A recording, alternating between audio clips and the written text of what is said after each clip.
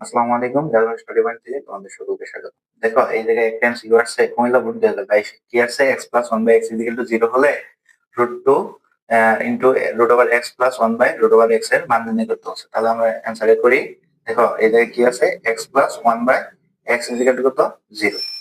বা তাহলে এটার আমরা √x whole square plus 1/√x whole square দিতে পারি, কারণ স্কয়ার আর রুট উঠে গেলে x ই থাকে, স্কয়ার আর রুট উঠে গেলে 1/x থাকে।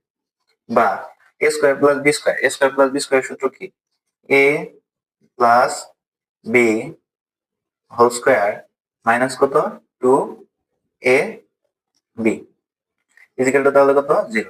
√x উঠে গেল, তাহলে কত হয়, √x plus 1/√x whole square is equal to, দেখো এটা মাইনাস আছে, এর পাশে কি হয় প্লাস, বা হ্যাঁ এটা স্কয়ার আছে, এর পাশে কি হবে রুট, তাহলে √x plus 1/√x is equal two, তাহলে আমরা কত জানি, √2।